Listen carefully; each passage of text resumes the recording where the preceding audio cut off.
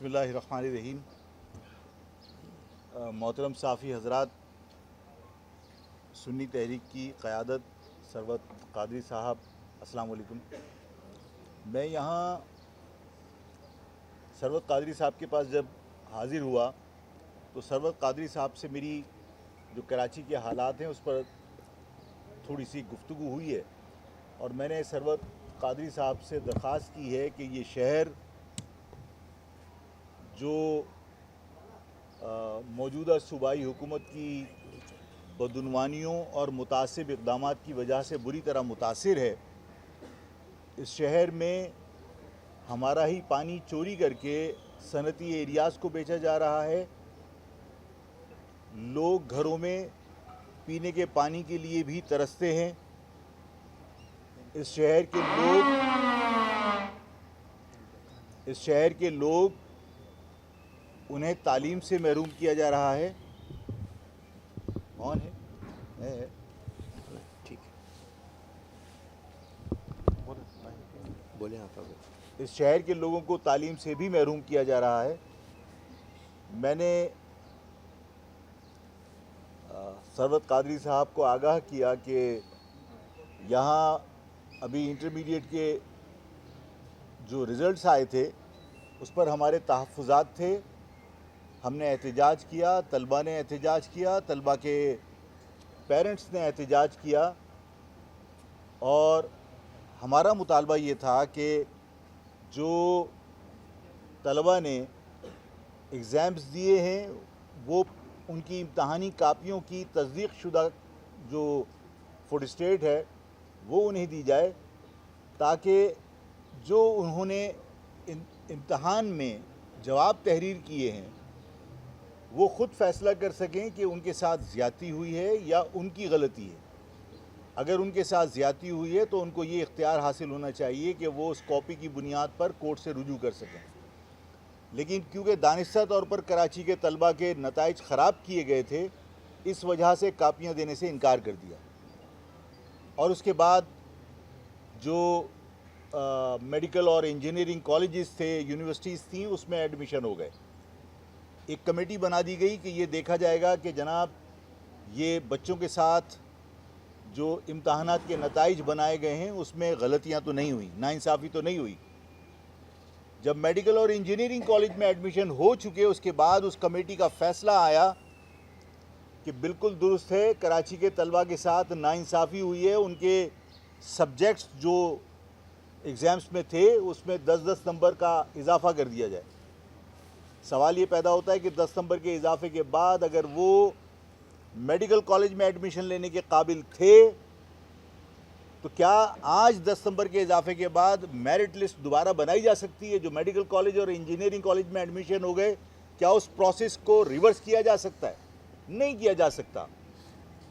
کراچی کے بچوں کے مستقبل سے کھیلنے کے بعد یہ مذاق اڑانے کے مترادف ہے کہ آپ نے انجینئرنگ اور میڈیکل کالجز میں ایڈمیشن کے بعد یہ ڈھکوسلا کیا کہ آپ نے کہا کہ 10 نمبر بڑھا دیے جائیں، اور ناانصافی کو تسلیم کیا کہ ان کے نتائج بناتے وقت ان کے ساتھ ناانصافی کی گئی ہے. یہ زیادتیاں صرف اس لیے ہیں کہ یہ شہر کے لوگ ہر ظلم خاموشی سے برداشت کر رہے ہیں. اس شہر میں انفراسٹرکچر نام کی کوئی چیز نہیں ہے، اس کے باوجود اس شہر میں وہ ہیوی ٹریفک جو جنگلوں میں مائننگ میں استعمال ہوتی ہے وہ شہر میں دندناتے پھر رہے ہیں. میں نے کہا تھا کہ الخالد ٹینک کا وزن ان ڈمپر سے کم ہے. اگر الخالد ٹینک پاکستان آرمی کے شہر میں اسی تعداد میں گھمانا شروع کر دیے جائیں تو اس شہر کے لوگوں کا اور ٹریفک کا کیا حال ہوگا آپ اندازہ لگا سکتے ہیں. جو ڈمپر یہاں اس شہر میں چلتے ہیں وہ الخالد کا جو وزن ہے الخالد ٹینک کا، اس سے زیادہ وزن اس کا ہوتا ہے. یہاں کا انفراسٹرکچر اس قابل ہے ہی نہیں. جو پانی کے ٹینکرز ہیں وہ گورنمنٹ کی دی ہوئی اسپیسیفیکیشن پر پورے نہیں اترتے، کوئی اس کا فٹنس سرٹیفکیٹ نہیں ہے. ان سارے حالات کے اندر ذمہ دار میں تمام مافیاز کو کنٹرول کرنے والی سندھ گورنمنٹ کو سمجھتا ہوں، کیونکہ سندھ گورنمنٹ نے چاہے وہ ایس بی سی اے ہو، چاہے وہ کے ڈی اے ہو، چاہے وہ کے ایم سی ہو، چاہے وہ ٹرانسپورٹیشن کا نظام ہو، چاہے وہ کوڑا اٹھانے کا نظام ہو، چاہے وہ پانی کا نظام ہو، سب ٹھیکے پر دیا ہوا ہے اور مافیاز کو دیا ہوا ہے. یہ شہر ہم نہیں چاہتے کہ مافیاز کے ذریعے کنٹرول کیا جائے. ہم چاہتے ہیں کہ یہ شہر یہاں کے شہریوں کے ہاتھوں سے کنٹرول ہونا چاہیے. اس شہر پر اس شہر کے لوگوں کا کنٹرول ہونا چاہیے. باہر سے آنے والی مافیاز کو ہم قبول نہیں کریں گے. اور انہی زیادتیوں کے خلاف ظاہر ملک کے حالات سے ہم بھی واقف ہیں، اور پاکستان سے محبت دوسروں سے زیادہ ہم کرتے ہیں، اس لیے کہ یہ میرے باپ داداؤں کے بنایا ہوا وطن ہے. یہ ثروت قادری کے بزرگوں کا بنایا ہوا وطن ہے، اور ظاہر ہے کہ اپنے بزرگوں کے بنائے ہوئے وطن کو ہم نقصان نہیں پہنچا سکتے. لیکن اس پاکستان کی جو صورتحال ہے کہ جو خیبر پختونخوا جو بہت انارکی کا شکار ہے، غیر یقینی صورتحال کا شکار ہے، دہشت گردی کا شکار ہے. بلوچستان کے اندر جس طرح بولان ٹرین کا واقعہ ہوا ہے، جس طرح وہاں دہشت گردی کے واقعات ہو رہے ہیں، ان سارے حالات میں میں نہیں چاہتا، اور ظاہر ہے کہ میری ذمہ داری بنتی ہے کہ میں کراچی میں کوئی ایسے حالات پیدا نہ ہونے دوں کہ جس سے ہمارے ادارے پریشان ہوں، متاثر ہوں. ان کو کوئی مزید پریشانیوں میں ہم مبتلا کرنا نہیں چاہتے. پاکستان کی گورنمنٹ کو ہم کوئی کسی جگہ انگیج کرنا نہیں چاہتے، لیکن ہم ان مافیاز کو اور مافیاز کے سرپرستوں کو پرامن طریقے سے بغیر کسی، ابھی آپ کے ہاں گملہ ٹوٹا ہے، میری تو خواہش ہے کہ 12 تاریخ کو اس طرح کوئی گملہ تک نہیں ٹوٹنا چاہیے. اتنا پیسفلی میں چاہتا ہوں کہ اس کراچی شہر کا ہر فرد، مائیں، بہنیں، بچیاں، بزرگ، نوجوان، ہر شخص اپنے گھر سے ایک سفید پرچم لے کے باہر نکلے اور صرف یہ میسیج دے کہ اس شہر کے لوگ مردہ نہیں ہیں. صرف یہ میسیج دے کہ یہ ایک زندہ قوم کا شہر ہے، یہاں پر لوگ غیرت مند رہتے ہیں. انہیں مردہ سمجھ کے، لاشیں سمجھ کے رونتے ہوئے جانے کا عمل بند ہونا چاہیے. ہم صرف پرامن میسیج دینا چاہتے ہیں کہ اس شہر کے لوگوں کو انسان سمجھو. اس شہر کے لوگوں کے ساتھ جو ناانصافیاں ہیں وہ بند ہونی چاہیے. اس شہر کے لوگ اپنے اتحاد سے بدعنوان گورنمنٹ کو میسیج دیں گے اور مافیاز کو. اور پھر حکومت کی ذمہ داری ہے، حکومت کے ساتھ ساتھ مقتدر اداروں کی ذمہ داری ہے کہ وہ شہر کے لوگوں کے دکھ کو محسوس کریں اور اس شہر کے لوگوں کے زخموں پر مرہم رکھنے کی کوشش کریں. تعلیم کے میدان میں، روزگار کے میدان میں، بنیادی سہولتوں کی فراہمی کے لیے جو ناانصافیاں، جو زیادتی ہو رہی ہیں، ان کو بند کروانے کی کوشش کیجیے. میں نے ثروت قادری صاحب سے، ان کی قیادت سے، میں جو میری بزرگوں کی روایت رہی ہے اور جس طرح ہم نے سیکھا ہے لوگوں سے کہ اگر کسی کی دہلیز پر جا کر سوال کیا جائے تو سوالی خالی ہاتھ نہیں جاتا. تو میں نے ثروت قادری صاحب کی دہلیز پر آ کر ان سے کہا ہے کہ 12 تاریخ کو آپ اور آپ کی پارٹی کے تمام لوگ، آپ کے سمپتھائزرز، آپ کے ووٹرز، آپ کے سپورٹرز، وہ سب 12 تاریخ کو کوئی سیاسی جھنڈا نہیں ہوگا، مہاجر قومی موومنٹ کا بھی سیاسی جھنڈا نہیں ہوگا. سب سفید پرچم لے کر اس کراچی سے محبت کا اظہار کر کے، اس کراچی کے لوگوں کے دکھ کو محسوس کر کے یہاں اتحاد کا مظاہرہ کرنے کے لیے جمع ہوں گے. میں ان کے دروازے پر آ کے ان سے درخواست اس لیے کی ہے کہ دروازے پہ آنے کے بعد سوالی خالی ہاتھ نہیں جاتا. ثروت قادری صاحب بتائیں گے اب کیا کرنا ہے. اعوذ باللہ من الشیطان الرجیم، بسم اللہ الرحمن الرحیم. سب سے پہلے تو قادری ہاؤس پہ آفاق بھائی کا خوش آمدید، اور یقیناً جو پیغام اندر بات تھی وہی بات یہاں پہ ہے، اور ان کی یہی سوچ نے، یقیناً میں اور آپ سب کا درد ایک ہی ہے، اور ہم زبان سے، رنگ و نسل سے بالا تر ہو کے صرف انسانیت کے لیے ہونے والے 266 ابھی تک جو اس ڈمپر و مافیا کے نشان بن چکے ہیں، نشانیاں بن چکے ہیں، ہمارے بچے، ہماری عورتیں، ہماری بہنیں. اور یہ وہ سوچ تھی جو انہوں نے اپنے ایجنڈے میں بھی 3 چیزوں کا ذکر کیا، تعلیم کا ذکر کیا، صحت کا ذکر، بنیادی نیڈس جو انسانیت کی ہے، وہ میں سمجھتا ہوں کہ وہ اس نے ہمیں اٹریکٹ کیا، اور ہم سب مل کر اس شہر کے لیے، اس شہر کے امن کے لیے، اس شہر کی بقا کے لیے، اور اپنے نوجوان نسل کی آگے مستقبل کو بچانے کے لیے میں شکریہ بھی ادا کرتا ہوں. اور انشاءاللہ تعالی 12 اپریل کو سفید جھنڈے کے ساتھ ہم سب مل کر نکلیں گے. تاجر ہوں، جس بھی شعبہ جات سے تعلق رکھتے ہوں، وہ مل کر انشاءاللہ تعالی ہم مضبوط کریں گے. اور جو بات کی کہ جو شہر کی بہتری کے لیے ہم سے جو ہوگا، اس سے ماضی میں بھی ہمارا یہ تھا اور آج بھی یہی ہے کہ شہر کی بہتری کے لیے جو بھی قدم بڑھائے گا ہم اس شہر کی بہتری کے لیے اس کے ساتھ کھڑے ہو کر انشاءاللہ تعالیٰ پارٹیسپیٹ کریں گے، اور امید کرتے ہیں کہ آج کی جو پریس کانفرنس ہے انشاءاللہ کل اچھا ایک چیز جو آپ کو اسائنمنٹ ایک اور ملا تھا اور وہ 5 بجے کا تھا، لیکن آفاق بھائی کا آج سینٹرل کا دورہ تھا، مارکیٹوں کا دورہ تھا، آفاق بھائی تشریف لا رہے تھے تو مہمان نوازی کے خلاف تھا، لہٰذا آج کی جو پریس کانفرنس ہے 5 بجے کی وہ آج کینسل کر کے کل اس کو انشاءاللہ تعالیٰ اس کا کل سیم ٹائم کل انشاءاللہ تعالیٰ رکھیں گے، تو کیونکہ آج کل ایونٹس بھی بہت ہو رہے ہیں، کافی پریس کانفرنسیں بھی اور ماحول بھی جو آپ کو سب کو پتہ ہے، لہٰذا آپ کو دوبارہ زحمت دینا کل دیں گے زحمت آپ کو، بلکہ یہ پیغام ہے، یہ اسائنمنٹ ہے کہ کل 5 بجے انشاءاللہ تعالیٰ اہم پریس کانفرنس ہوگی اور اس کے اندر اہم اعلانات بھی ہیں، وہ انشاءاللہ کل کریں گے، اور امید آپ کا یہاں آنے کا شکریہ، آپ سب تشریف لائے اور کافی دیر آپ نے انتظار کیا اور بالکل ہیں گرمی میں بیٹھے ہاں بالکل گرمی کے اندر آپ لوگ رہے، اور اللہ تعالیٰ آپ کو اس کا اجر عطا فرمائے گا کہ آپ بھی شہر کی بہتری کے لیے بیٹھے اور ہم بھی اس بہتری کے لیے کھڑے، تو انشاءاللہ تعالیٰ آفاق بھائی کے ساتھ مل کر اور دیگر جو بھی اس کے لیے آگے بڑھے گا اس کے شہر کی بہتری کے لیے ہمارا قدم، ہمارا ہاتھ ہمارے لوگوں کے ساتھ ہے، اور یہ ہمارے بزرگوں کی ویسے ساتھ رہے ہیں اور کام کیا ہے، تو لہٰذا انشاءاللہ اچھا کریں گے، شہر کے لیے اچھا سوچیں گے۔ سوال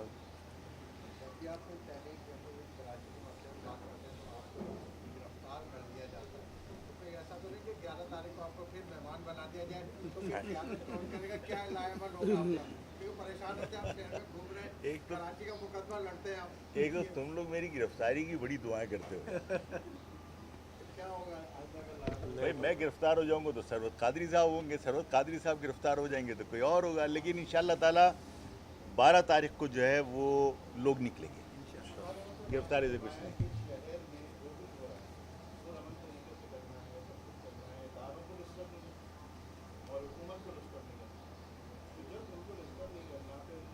ہم لوگوں نے اس بات کا احساس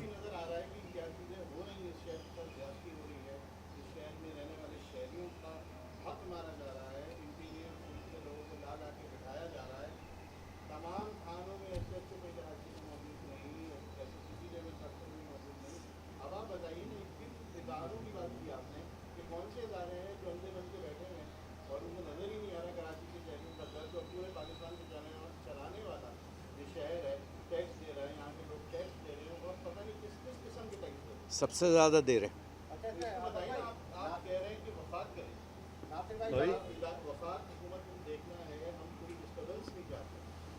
وفاق کو دیکھیے اس وقت دیکھیے میرے لیے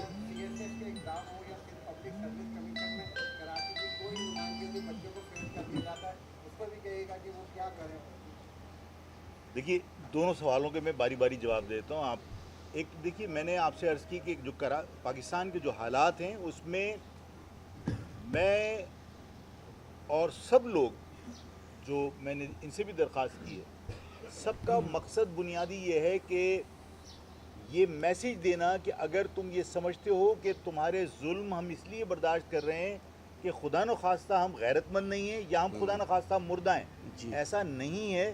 ہم سب سفید پرچم لے کر ایک علامتی طور پر لوگوں کا احساس دلانے کے لیے باہر نکلیں گے کہ ہم انسان ہیں، زندہ ہیں، اور ہمیں دکھ ہوتا ہے ہمارے ساتھ ہونے والے ظلم پر۔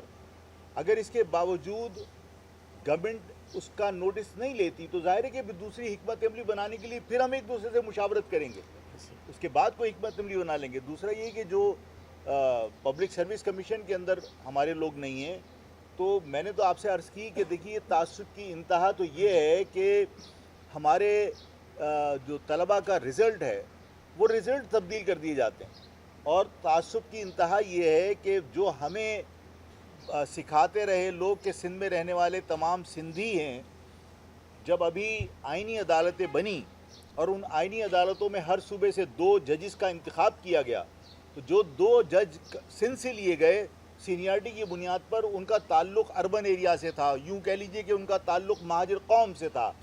بلاول بھٹو نے احتجاج کیا، اعتراض کیا، اور اس نے کہا کہ آئینی عدالت میں سندھیوں کی نمائندگی نہیں ہے۔